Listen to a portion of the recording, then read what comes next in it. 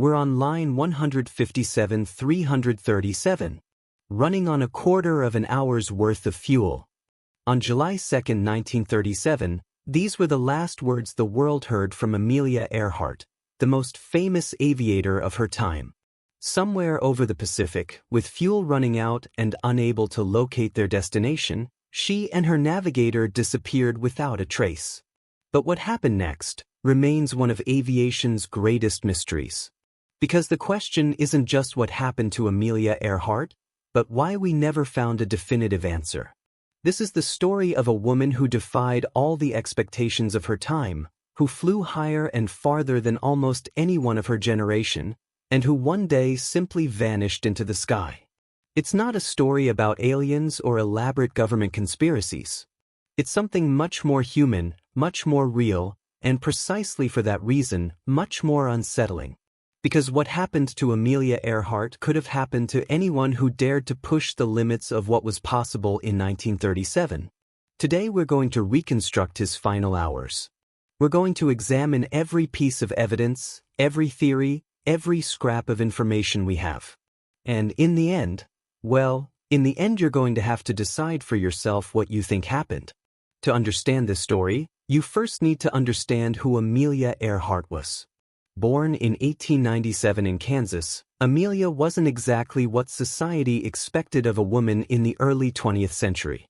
While other girls played with dolls, she collected newspaper clippings about successful women in male fields: engineers, lawyers, explorers. In 1920, she took her first flight as a passenger. 10 minutes in the air, and her life changed forever. She described it herself: "As soon as we took off, I knew I had to fly." She worked multiple jobs to pay for her flying lessons. In 1923, she became the 16th woman to earn a pilot's license in the United States. This was at a time when aviation was so dangerous that pilots had a working life expectancy of only a few years. But Amelia wasn't looking for security. She was looking for limits to break. In 1932, she became the first woman to fly solo across the Atlantic. The world went wild.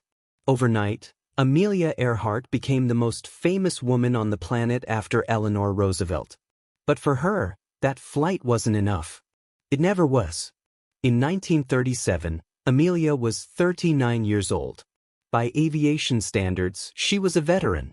And she had a goal: to be the first person to circumnavigate the world via the equatorial route, the longest possible path around the planet. His plane was a twin-engine Lockheed Model 10 Electra, one of the most advanced aircraft of its time. And his navigator was Fred Noonan, a former Pan American Airways navigator with years of experience flying Pacific routes. Noonan, 44, was considered one of the best navigators in the world. If anyone could guide Earhart across thousands of miles of empty ocean, it was him. The plan was ambitious but feasible: 29,000 miles divided into multiple stages, crossing 4 continents and 2 oceans.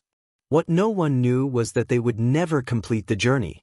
On June 1, 1937, Earhart and Noonan took off from Miami. For the next 4 weeks, the world followed every stage of their journey. They flew over South America, Africa, India, and Southeast Asia. Each landing was met with crowds and international press coverage. By the end of June, they had completed 22,000 miles. They had just 7,000 left to finish. The hardest part, they thought, was over. They were completely wrong. On June 29th, Earhart and Noonan reached La, in New Guinea. Ahead of them lay the most challenging leg of the entire journey: 2,556 miles over the Pacific Ocean to a small island called Howland Island. Let me give you some perspective on what this meant. Howland Island is roughly 1.5 miles long by half a mile wide. It's basically a strip of sand and coral in the middle of millions of square kilometers of ocean. Finding it would be like looking for a coin on a football field, while you're blindfolded and the field is moving. And that was with navigation technology from 1937. There was no GPS. There were no satellite systems. Navigation relied on celestial calculations, compasses, and estimates of speed and wind. An error of a few degrees over thousands of miles could send you hundreds of kilometers away from your destination. But there was a backup plan. The U.S. Coast Guard cutter USS Itasca would be positioned near Howland, transmitting radio signals to help Earhart find the island.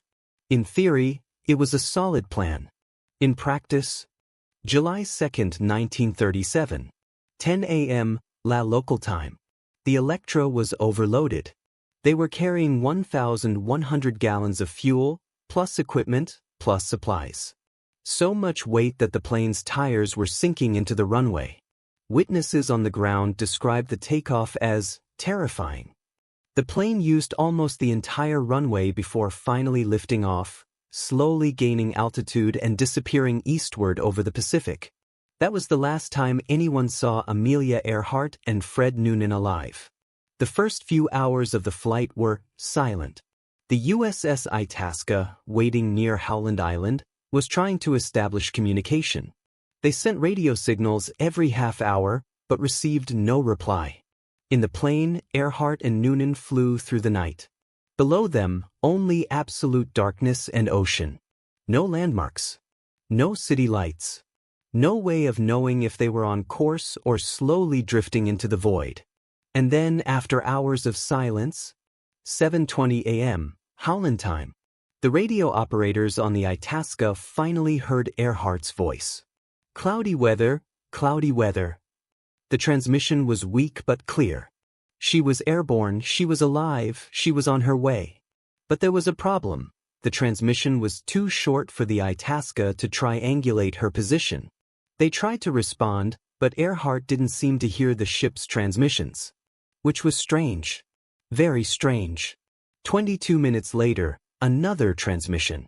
We are approximately 200 miles away. The Itasca was filled with relief. 200 miles. At the speed the Electra was flying, that meant less than 2 hours. Soon they would see it appear on the horizon. They sent stronger signals. Earhart, this is the Itasca.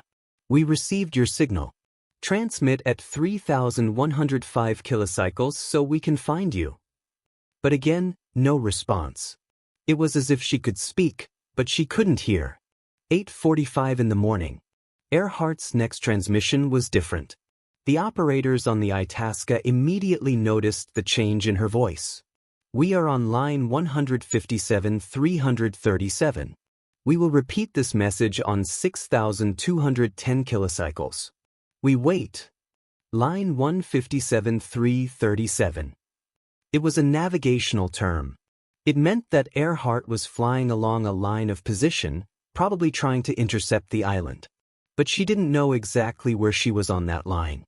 It was like being on a road in the middle of the fog, knowing you're on the right road, but not knowing whether you should go north or south to reach your destination. And then he said something that made everyone on the Itasca freeze. Running on a quarter of an hour's worth of fuel and there's no response from you.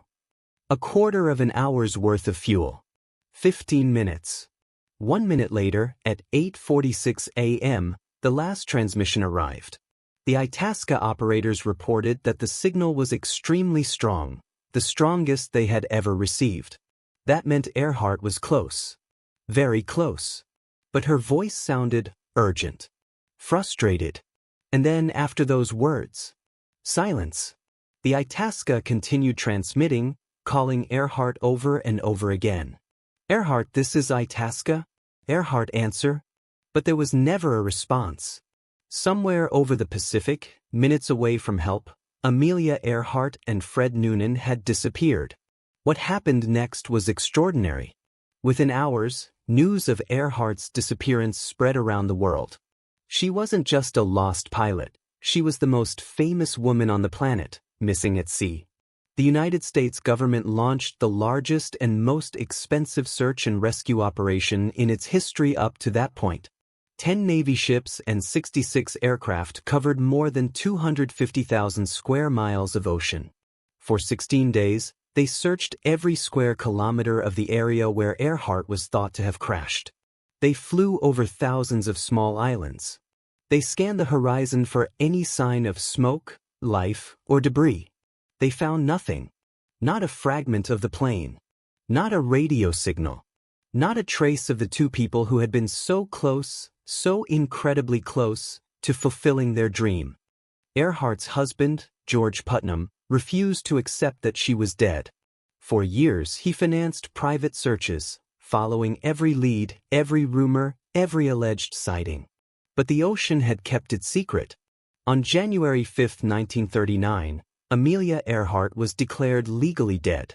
The official conclusion: she had crashed into the sea when she ran out of fuel, and she and Noonan had drowned. Case closed. Or at least that's what they thought. Because in 1940, something strange happened. A British officer named Gerald Gallagher was exploring a small uninhabited island in the Pacific called Nikumaroro, formerly known as Gardner Island. The island was about 350 miles southeast of Howland, directly on the 157 to 337 position line that Earhart had reported in her last transmission. And there, under a rin tree on the island's north coast, Gallagher found human remains. Partial bones. And nearby, a woman's shoe from the 1930s, a navigation sextant case, and fragments of what appeared to be aircraft material. The bones were sent to Fiji for analysis. The forensic pathologist of the time examined them and concluded that they probably belonged to a European man. The bones were archived, deemed unrelated to Earhart. And for decades, they were lost. Theory 1. Accident at the official explanation. The official explanation, and the one most aviation historians consider most likely, is simple and tragic. Earhart and Noonan were lost at sea, probably due to a combination of unexpected winds, slightly incorrect calculations, and the inability to establish two-way communication with the Itasca. When their fuel ran out, they attempted an emergency water landing in the ocean. The Electra, designed for land, wouldn't have floated for long. At best, minutes. Earhart and Noonan, caught or struck in the impact, sank with the plane to depths of several thousand meters, where the ocean claimed them forever. Why does this make sense? It is consistent with all radio transmissions.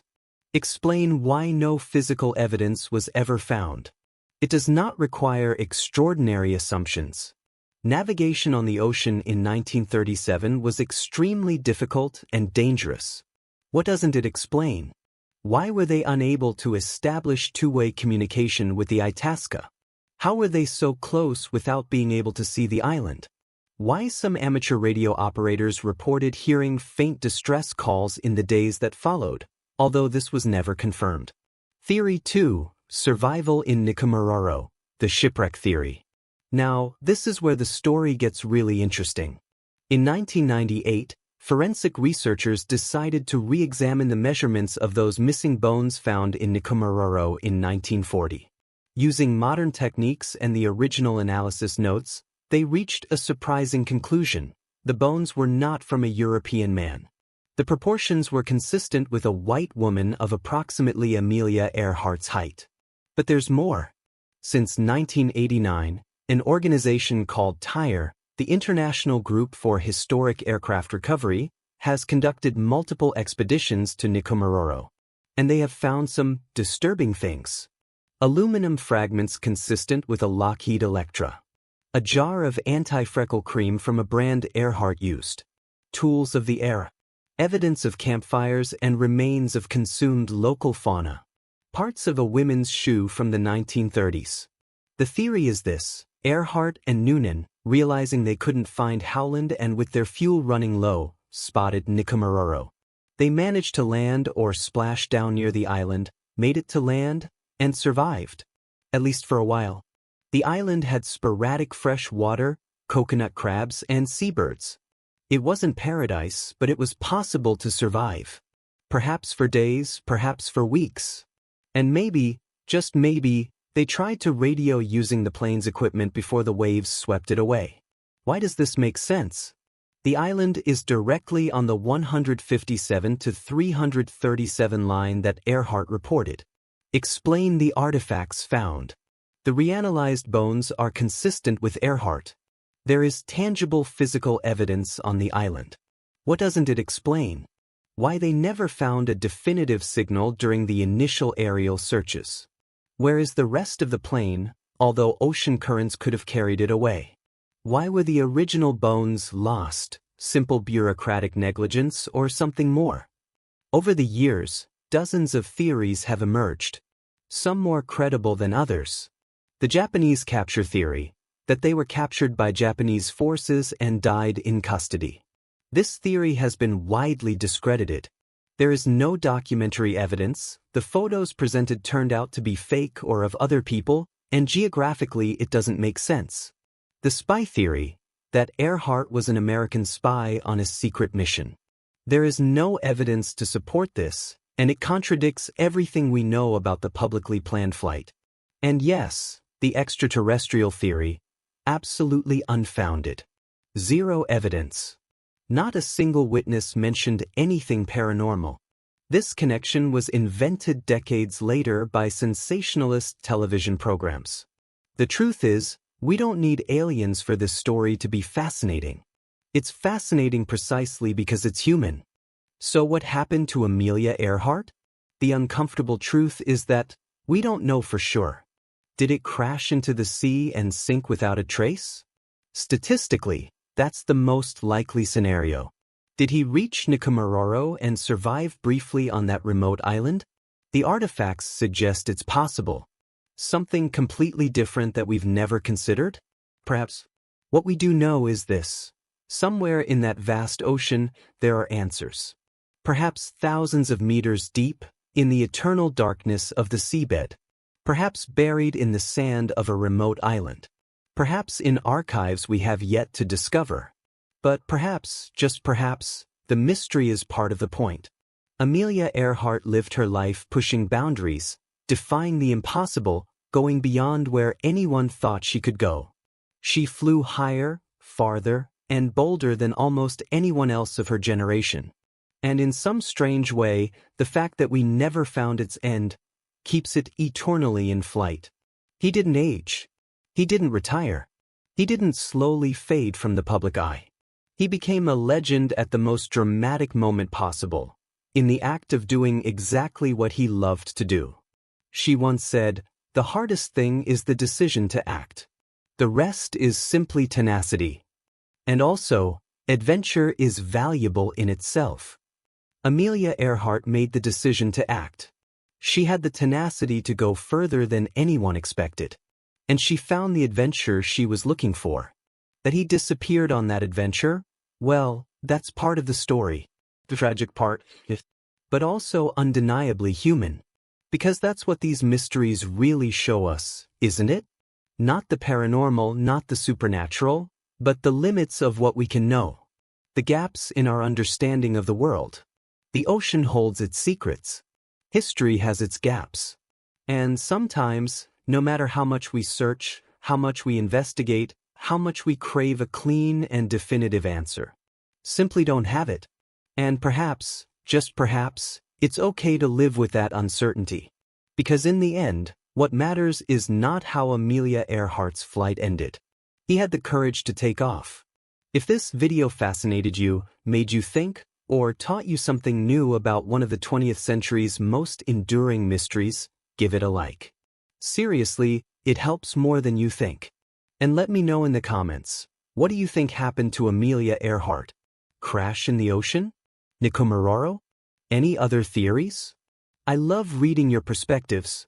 If you want more stories like this, real mysteries, thoroughly investigated, and presented honestly without sensationalism, subscribe. Every week we explore a new case that will make you question what you thought you knew. Thank you for flying with me in this story. See you next time.